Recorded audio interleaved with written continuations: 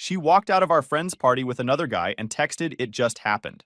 I replied, "Okay," and blocked her. Now her new guy humiliated her online, and she's begging mutual friends to reach me. Look, I'm not the kind of guy who posts his personal life online looking for validation from strangers. That's never been my style. I don't need the internet to tell me how to feel about my own life or seek approval from people who've never met me. But what went down over the past few months has been so absolutely wild, so completely surreal, that I need to get it off my chest somewhere. Maybe it'll help someone else going through something similar. Maybe I just need to type it all out so my brain stops replaying it at 2 a.m. when I should be sleeping.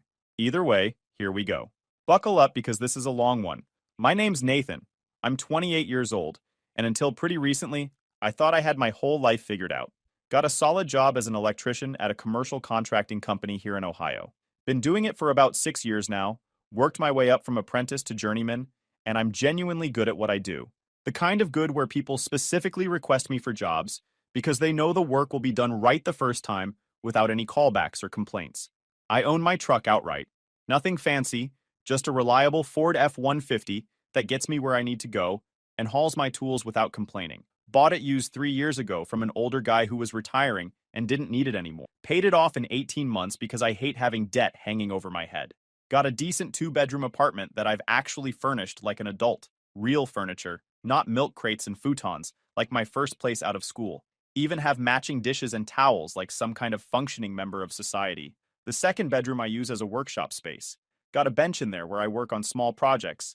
A vintage motorcycle I've been restoring piece by piece for the past 2 years. It's my zen place. Something about working with my hands on something that isn't a paying job just clears my head. And I was in what I genuinely believed was a solid 2-year relationship with Megan. We met through mutual friends at a birthday party back in the day. One of those random house parties where you end up talking to someone for 3 hours and forgetting everyone else exists. You know how that goes. You're just there to have a good time, not expecting anything, and then suddenly you're deep in conversation with someone who feels like they actually get you. Man, she was something else when I first met her. Funny as anything, spontaneous in a way that made every day feel like an adventure. And she had this energy about her that just drew people in like moths to a flame. When she walked into a room, people noticed. When she laughed, people turned to see what was so funny. She had presence. She worked as a graphic designer at some small agency downtown, always talking about colors and fonts and design principles and things I didn't fully understand but pretended to, because it mattered to her. She'd show me her projects, and I'd nod along, trying to ask the right questions, even when I couldn't tell the difference between what she was excited about and what she was frustrated by. But she appreciated that I tried, or at least she said she did. She had this laugh that could fill an entire room and this way of making you feel like you were the only person worth talking to when she focused on you. Like the whole world faded away, and it was just the two of you in your own little bubble. That kind of attention is intoxicating when you're not used to it. In the beginning, everything felt perfect. You know those relationships you see in movies where two people just click on every level? Where the conversation never runs dry and the silences are comfortable instead of awkward? Where you can spend an entire Sunday doing absolutely nothing together, and it still feels better than any night out? That was us. Or at least that's what I believed it was. We had inside jokes that would make us crack up in the middle of grocery stores, while strangers stared at us like we'd lost our minds. Stupid stuff that only made sense to us. References to random conversations we'd had months ago that we'd both somehow remembered perfectly. We'd stay up until 3 a.m. talking about everything and absolutely nothing. Our dreams, our fears, random childhood memories, debates about whether cereal was a soup or a hot dog was a sandwich. The kind of stupid stuff that somehow felt important because we were sharing it together. And I genuinely saw a future with this girl. I'm talking the whole thing. House in the suburbs with a yard for a dog, couple of kids eventually, growing old together on some porch somewhere watching our grandkids play in the yard. The full picture painted out in my head. Sunday dinners with both families, annual vacations to places we'd always wanted to see, building something real and lasting together. I'd even started looking at rings. Nothing crazy, just doing some research when I had downtime. Figured out her size from one of her other rings when she was in the shower one day, measured it with a piece of string like some amateur detective. Bookmarked a few options online that seemed like her style. Simple but elegant. Nothing too flashy because that wasn't her. 2 years felt like enough time to know someone, to be sure about what you wanted. But looking back now with the clarity that only hindsight and heartbreak can give you, I realize I was probably seeing what I wanted to see rather than what was actually there. I was so focused on building this future in my head that I missed the cracks forming right in front of my face. The warning signs were there the whole time. I just chose to ignore them, because the alternative was too painful to consider. Because admitting something was wrong meant potentially losing everything I'd convinced myself I had. About 3 months before everything blew up spectacularly, I started noticing small changes in Megan's behavior. Nothing huge at first, just little things that added up over time like drops of water slowly filling a bucket. Things you can explain away individually but start to form a pattern when you line them up. She became more protective of her phone. Used to be she'd leave it anywhere, face up on the counter without a second thought, charging on the nightstand where I could see it light up. I could have read her texts anytime I wanted. Not that I ever did because I trusted her. That's what healthy relationships are built on, right? Now it was always face down or tucked in her pocket. She'd angle it away from me whenever she texted, or quickly close apps when I'd walk into the room. That little motion of tilting the screen just slightly so I couldn't see what she was looking at became constant. At first, I brushed it off because I didn't want to be that paranoid boyfriend who questions every little thing. Nobody wants to be that guy, right? The insecure dude who's always accusing his girlfriend of something shady and checking her phone when she's in the bathroom. So I told myself I was imagining things and tried to focus on us instead of my growing suspicions. Told myself that trust meant not questioning every little behavior change. She also started being less available. Plans we'd had for months would suddenly get pushed back because she had work stuff come up or needed to meet a friend she hadn't seen in a while or just wasn't feeling up to going out. Always a reasonable excuse. Always delivered casually like it was no big deal. Date nights became less frequent. The weekly tradition we'd had of trying new restaurants together faded to every other week, then once a month, then barely at all. She stopped sleeping over as often too. Used to be she'd spend 4 or 5 nights a week at my place because it was closer to her work and she liked my bed better than hers. Now she was citing early mornings, or wanting to be in her own space, or needing to do laundry, or a dozen other excuses that all sounded perfectly reasonable on their own. And she stopped tagging me in her Instagram posts, which might sound petty or superficial to some people, I know. Social media isn't real life and all that. But it was something she used to do constantly. Every brunch we shared got documented with a cute caption. Every sunset we watched. Every random Tuesday coffee date. Our relationship existed publicly because she wanted it to. Suddenly, I was invisible on her feed. Like I didn't exist in her digital life anymore. When I casually mentioned it one night while we were watching TV together, just a "hey, I noticed you haven't tagged me lately" kind of comment, she got immediately defensive. The kind of defensive that tells you something's wrong even when the words say otherwise. Not everything has to be about us online, Nathan. It's not that deep. Why are you being so weird about it? I apologized and dropped it, thinking maybe I was being too sensitive about something that didn't matter. Maybe social media really didn't mean anything. Maybe I was making something out of nothing like she said. That's what I kept telling myself anyway. Easier to believe that than to face what my gut already knew was true. Then came the party. The night that changed absolutely everything. Our mutual friend Kyle was throwing this big house party to celebrate his promotion at work. Guy had been grinding at his accounting job for years, putting up with corporate nonsense and office politics and long hours, and finally got the senior position he deserved. Pretty much everyone from our entire friend group was going to be there. 30, 40 people at least filling up his place. It was going to be a celebration, a chance to see people we hadn't seen in a while. A good time all around. Megan spent hours getting ready that evening, like way more time than usual, which wasn't totally unusual for her since she always liked to look good when we went out. But there was something different about the energy this time. More nervous, more deliberate, more focused.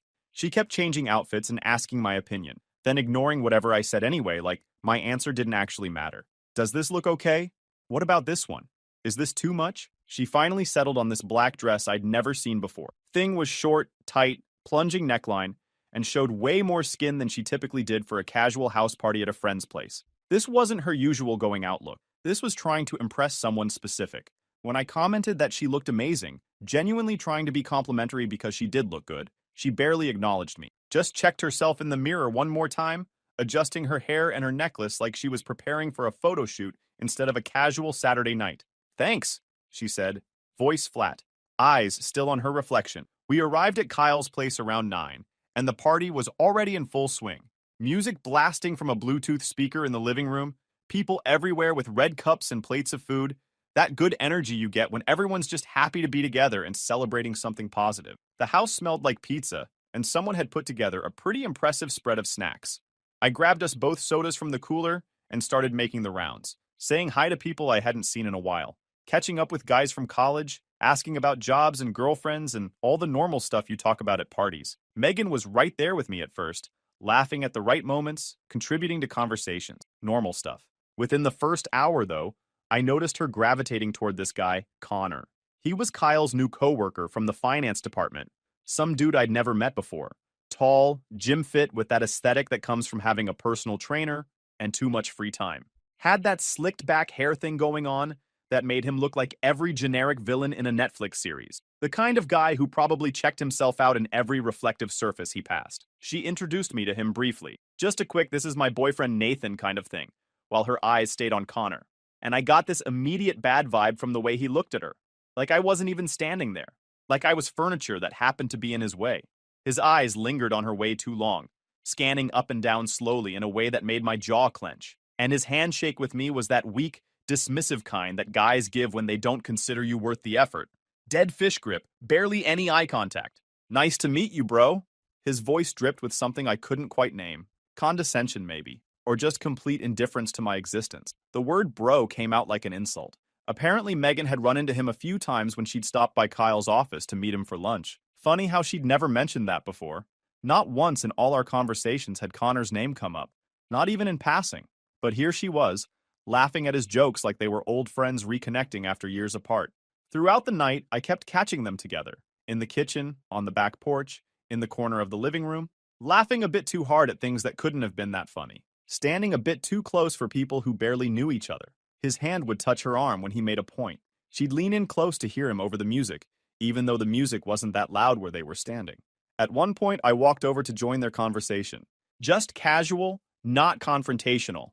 Just wanting to be included in whatever my girlfriend was finding so fascinating about this random guy. And Megan seemed almost annoyed by my presence. She gave me short answers and barely made eye contact, like I was interrupting something important, like I was the third wheel in a conversation with my own girlfriend. Oh, Connor was just telling me about his trip to Barcelona. It was so cool. She turned back to him immediately, dismissing me without actually telling me to leave. I tried to play it cool because I didn't want to seem like the jealous boyfriend making a scene at our friend's party. That's not who I am. I don't do drama, and I definitely don't air my relationship problems in front of everyone we know. My parents raised me better than that. Pick your battles. Handle things privately. Don't be the guy who ruins a party because he can't control his emotions. So I grabbed another soda and tried to mingle with other people. Caught up with Kyle for a while, congratulating him properly on the promotion. Talked fantasy football with some of the other guys. Pretended everything was fine, even though my gut was screaming at me that something was very wrong. But my eyes kept drifting back to them. Across the room, still talking, still laughing, still standing too close. And my gut kept twisting. Around midnight, I was exhausted. Long week at work. Been on my feet all day running wire through a commercial building that was way behind schedule. And honestly, the vibe between Megan and Connor was draining me emotionally. Every time I looked over and saw them together, I lost a little more energy. I found her near the kitchen, finally away from Connor for a minute, and told her I was thinking about heading home. Figured we could leave together, maybe talk in the car about whatever was going on. Her response was immediate and sharp. "Oh, I'm not ready to leave yet. I'm having so much fun." That stung more than I wanted to admit. Fun. She was having fun. With everyone except me, apparently. When I suggested we could share an Uber and she could come back if she wanted, thinking I was being reasonable and accommodating, she got visibly irritated. Her whole posture changed. Arms crossed, weight shifted back. That defensive stance people take when they're about to say something they know you won't like. "Just go then. I'll catch a ride with someone later." Her tone was dismissive, cold, like I was some random acquaintance asking for a favor instead of her boyfriend of 2 years.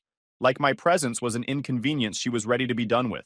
I looked around the room for Connor and noticed he was still at the party, conveniently without his jacket now, looking very comfortable. Like he planned to be there for a while. Like he was settling in for something. He caught me looking and gave me this little nod. The kind of nod that says, "I know something you don't know." The kind of nod that says I've already won. Something in my gut told me exactly what was about to happen. But I was too tired and honestly too proud to make a scene. Too dignified to beg my girlfriend to come home with me when she clearly didn't want to. What was I supposed to do? Drag her out? 'Cause a whole thing in front of everyone? That's not me. "All right, text me when you get home." That's all I said. Kept my voice level even though my insides were churning. Even though everything in me wanted to say something more. And then I left the party alone, feeling like a complete idiot. Drove home in total silence. Didn't even turn on the radio. Just sat with my thoughts and that sick feeling in my stomach that told me everything I'd built was about to come crashing down. I couldn't sleep that night. Kept checking my phone every few minutes, waiting for a text that never came. Just staring at the ceiling in the dark, replaying every interaction from the party in my head. The way she looked at him. The way she dismissed me. The way Connor smirked like he'd already won. By 2 a.m., I was still wide awake, knowing deep down that she wasn't coming home tonight. Then at 2:30 in the morning, my phone finally buzzed. Message from Megan that read, "It just happened. I'm sorry." That's it. 5 words.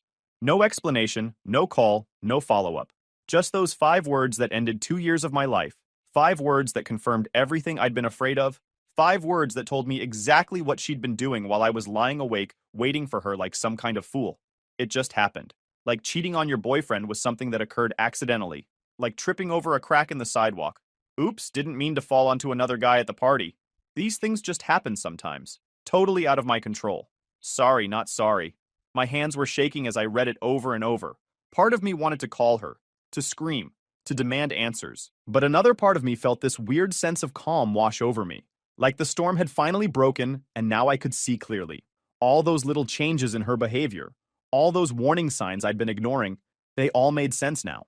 She'd already left our relationship months ago. This was just the official announcement. So I typed back one word. Okay, hit send. Then blocked her number. Blocked her on Instagram, Facebook, Snapchat, everywhere.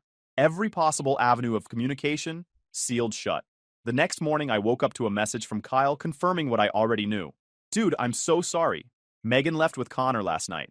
She actually left with him. I can't believe she would do that. I thanked him for telling me and let him know I'd already blocked her. That first week was brutal. Not gonna lie. I'd wake up and instinctively reach for my phone to text her good morning before remembering she was gone.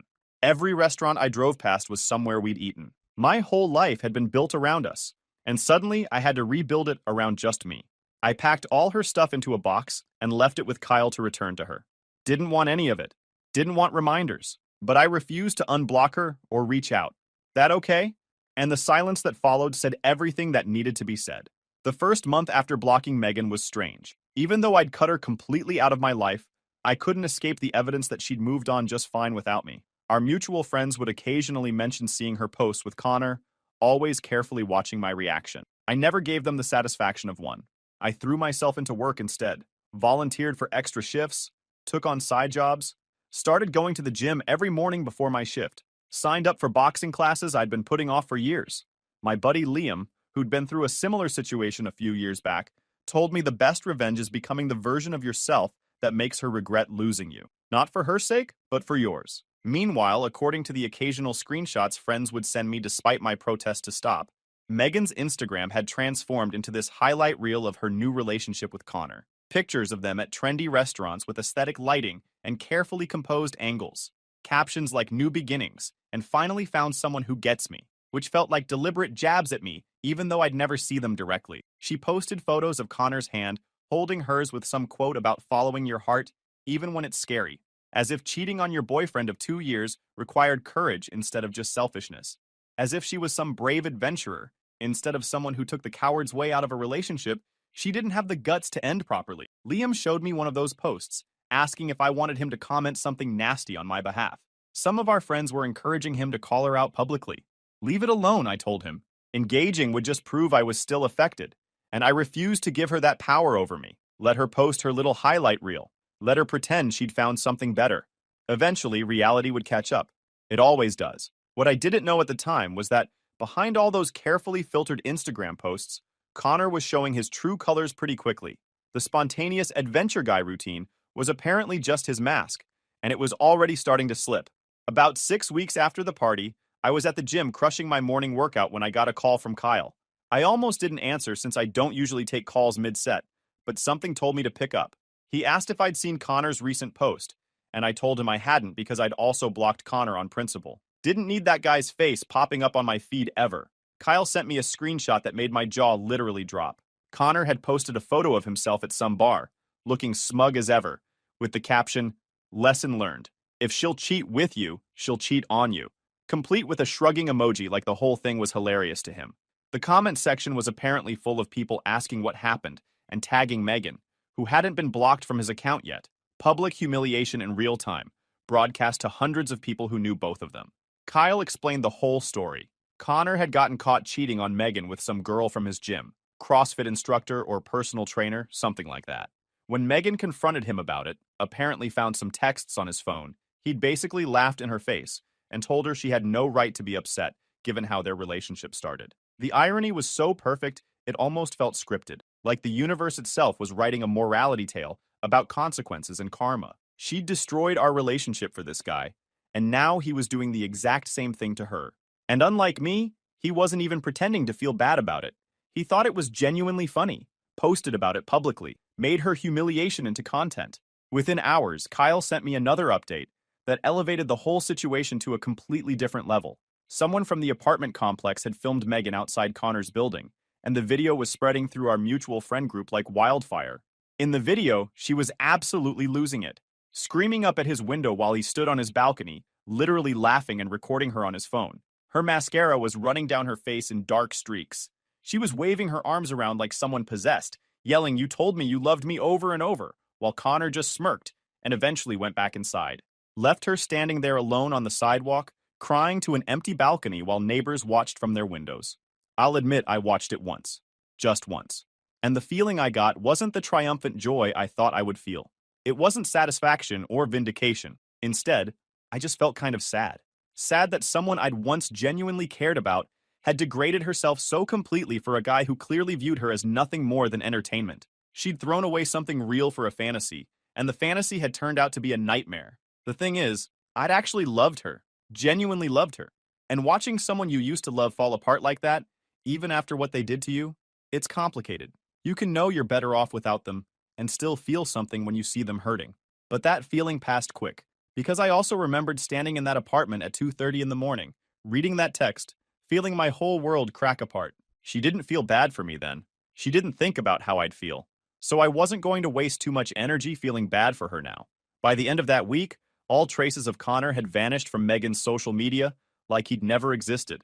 Their couple photos, the cutesy comments, the tagged locations at fancy restaurants, everything scrubbed clean. She went completely silent online for a while, not posting anything at all, which was wildly out of character for someone who used to document every single thing she did. That's when my phone started buzzing with messages from various mutual friends, all variations of the same theme. "Hey, Megan asked me to tell you she wants to apologize. She's really going through it and wants to talk to you. Can you at least hear her out? She's completely falling apart." I responded to each one the same way. I appreciated them letting me know, but I wasn't interested in reopening that chapter of my life. The book was closed, the bookmark removed. Cover to cover. Finished. My friend Katie was particularly persistent about it. She sent me these long messages about how Megan was really struggling and realizes what she lost. How she'd been crying constantly for days and couldn't eat or sleep. How she knows she made the biggest mistake of her life and deserves a chance to make it right. I finally had to be direct with Katie. I told her I understood she was trying to help her friend, but what Megan was going through was a consequence of her own choices. It wasn't my responsibility to fix her or make her feel better about the situation she created for herself. She made a decision, knew exactly what she was doing when she made it, and now she was living with the results. That's how life works. Katie backed off after that, though I could tell she thought I was being cold and unreasonable. But here's the thing. I wasn't being cold. I was being smart. I'd seen this pattern play out before with other guys who took back cheating girlfriends. They'd reconcile. Things would be okay for a while, but that fundamental trust was broken forever. It led to paranoia, resentment, constant arguments about where she was and who she was with. Every late night at work became suspicious. Every male friend became a potential threat. Eventually, everything exploded again, except worse than the first time, because the wounds never really healed and the patterns never really changed. I refused to sign up for that cycle, regardless of how sorry Megan claimed to be now that her greener grass fantasy had blown up spectacularly in her face. What really sealed my decision was when I started receiving friend requests from different fake Instagram accounts over the course of 2 weeks. All of them had 0 posts and 0 followers. Generic names like Jenny83847, clearly created recently, all obviously made by Megan trying to see what I was up to since I'd blocked her main account. I rejected each one without a second thought. Actually found myself laughing at the desperation of it all. She went from posting couple photos with Connor like she'd upgraded her entire life to creating fake accounts just to peek at my profile. Quite the fall from grace. The fake Instagram accounts were just the beginning of Megan's increasingly desperate attempts to get my attention. It was like she couldn't accept that I'd actually moved on, that I wasn't going to chase after her like she probably expected. One evening, I was having dinner with Liam at this wing place we like when I got a message request on LinkedIn of all places from Megan's professional account. The message read, "I know you blocked me everywhere else, but please just hear me out. I need to talk to you. It's important." I showed Liam the screen and he nearly spit out his drink, laughing at the audacity of using a professional networking site for personal drama. Dude, she literally hit you up on LinkedIn. LinkedIn? That's not desperation. That's a whole new level of unhinged. I didn't respond, just archived the message and adjusted my privacy settings so she couldn't see my profile anymore. LinkedIn. For a relationship conversation. Unbelievable. Then came the emails. Long, rambling messages that would arrive at random hours. Sometimes at 3 a.m., when she was presumably unable to sleep. The first one was apologetic, talking about how she'd made the biggest mistake of her life and how Connor had manipulated her into thinking they had something real, and how she'd been confused and stupid. I read the first few sentences and deleted it without finishing. Didn't need a sob story. Didn't need excuses. She knew what she was doing when she left that party with him. She knew what she was doing when she sent that text. Nobody manipulated her into anything. The second email, about a week later, had a completely different tone. It started with "you weren't perfect either," and launched into this whole list of my apparent flaws and mistakes throughout our relationship. How I worked too much and wasn't spontaneous enough. How I didn't understand her creative needs. How I was too predictable and didn't challenge her enough intellectually. That one actually annoyed me more than the cheating itself, because it showed she was trying to rewrite history to make herself feel better about what she'd done. Suddenly, I was the problem. Suddenly, she had valid reasons. Suddenly, cheating was practically my fault for not being exciting enough, for having a stable job and paying my bills on time, and being a functional adult. I set up an email filter to automatically send anything from her address straight to trash so I wouldn't have to see them anymore. Problem solved. Our mutual friend started getting exhausted by her constant questions about me too, asking if I was seeing anyone new, if I'd mentioned her at all, if I seemed happy or sad. Kyle told me she'd cornered him at a coffee shop for 30 minutes, interrogating him about my life. He'd finally had to tell her straight up that I had moved on, and she needed to do the same. Even Katie admitted she was getting tired of being Megan's emotional support system, especially since Megan refused to accept any responsibility for the situation she'd created. Every conversation somehow circled back to how unfair it was that I wouldn't talk to her, how cruel I was being by not giving her closure. Apparently, several people in our friend group had started subtly distancing themselves from her, because every single interaction became about her drama. Nobody wanted to be around that constant negativity. About 3 months after the initial breakup, I was at another one of Kyle's parties. Smaller gathering this time for his actual birthday. Maybe 15 people total. I'd almost skipped it because I suspected Megan might show up, but Kyle assured me she wasn't invited after all the drama she'd caused. I was having a genuinely good time, talking with some people I hadn't seen in a while, when I felt someone tap my shoulder.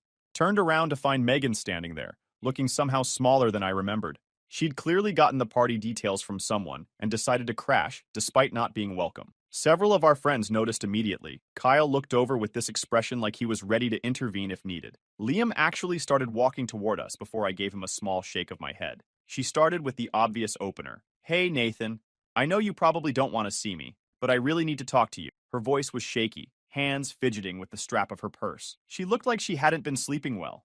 I kept my voice neutral. "Okay, talk." She launched into this whole speech that sounded rehearsed, like she'd been practicing it in the mirror, about how sorry she was, how she'd ruined the best thing in her life, how Connor had shown her exactly what she'd lost by being such a monster to her, how she'd been stupid and selfish and didn't realize what she had until it was gone. "I made the biggest mistake of my life, Nathan. I know that now. Connor was never who I thought he was. He used me and threw me away like I was nothing. But you actually cared about me. You treated me right. I was too blind to see it." She even reached for my hand at one point, but I stepped back slightly, maintaining distance between us. Wasn't about to let her touch me like the past 3 months hadn't happened. "I've changed," she continued. "I've been doing a lot of thinking and I know what I want now. I want us. I want what we had. Can't we just start over? Please?"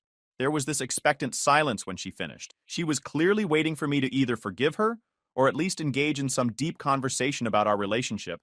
Maybe she expected me to be angry, to yell at her, to show some emotion that proved I still cared. Instead, I looked at her calmly and said what I'd been thinking for months. "I think we ended exactly how we were supposed to. I hope you find what you're looking for, but it won't be with me." "Take care of yourself, Megan." Her face went through several emotions rapidly. Shock first, like she couldn't believe I wasn't taking the bait. Then hurt, Then anger that I wasn't giving her the reaction she wanted. Finally, resignation when she realized this wasn't going to be the reconciliation scene she'd imagined. "That's it?" she asked, voice cracking. "After 2 years together, that's all you have to say to me?" I didn't respond. Just turned around and walked back to my conversation with Liam, effectively ending the interaction on my terms. Didn't owe her anything else. Kyle came over a minute later. "You need me to ask her to leave?" "Nah, she'll figure it out." And she did. I heard her leave a few minutes later, the front door closing harder than necessary. Kyle told me later that she sat in her car in his driveway for almost 20 minutes before finally driving off. The party continued after that, and I found myself actually enjoying the rest of the night. Played some pool with the guys, talked about the upcoming football season, ate way too many wings. Normal stuff. Good stuff. After that night, the contact attempts from Megan finally stopped. No more fake Instagram accounts. No more LinkedIn messages. No more emails. Katie told me Megan had finally accepted that I wasn't coming back and had started focusing on herself. What I heard through the grapevine over the following months painted a pretty clear picture of how things shook out. Megan had to move back in with her parents because she couldn't afford her apartment on her own anymore. The design agency she worked for went through layoffs, and she was one of the first cuts. Something about budget restructuring. She'd been selling off a bunch of her stuff online to make ends meet. Designer clothes, furniture, even her car eventually. Traded it in for something cheaper. Connor, meanwhile, apparently pulled the same routine on his gym girl that he'd pulled on Megan. She found out about another woman, lost it publicly on social media, and suddenly Connor's reputation at work took a hit too. Kyle said there was some kind of HR complaint, and Connor quietly transferred to their Denver office to get away from the fallout. Last anyone heard, he was doing the same thing out there. Some guys never learn. As for me, life actually got pretty good. I finished restoring that vintage motorcycle in my spare bedroom. Took it out for its first real ride on a Saturday morning in early spring, and man, there's nothing like that feeling. Wind, open road, just you and the machine you built with your own hands. Ended up joining a writing group that meets up on weekends. Good guys, no drama, just people who appreciate the same things I do. Got promoted at work too. Lead electrician now, running my own crew on bigger commercial jobs. More responsibility, better pay, and I actually like the guys I work with. We grab food after shifts sometimes, watch games together on Sundays. The boxing gym became a regular thing. Competed in my first amateur match about 4 months after the breakup. Lost on points but didn't embarrass myself. The coach said I've got decent instincts and invited me to train more seriously. Been going 4 times a week ever since. Started dating again too. Nothing serious yet. Just getting back out there. Met a nurse named Amber at the gym a few weeks ago. We've gone out twice now. She's easy to talk to, doesn't play games, and she actually seems interested in my life instead of trying to change it. We'll see where it goes. Kyle threw another party last month. His girlfriend's birthday this time. I showed up with some of the guys from the boxing gym, had a great time. At one point during the night, Kyle pulled me aside. "You seem good, man. Like actually good. Not faking it. I am good. And I meant it." If you enjoyed this video, please hit that subscribe button. It really helps the channel and help us bring you more and better stories. Thanks. Stories. Thanks. Stories. Thanks. Stories. Thanks.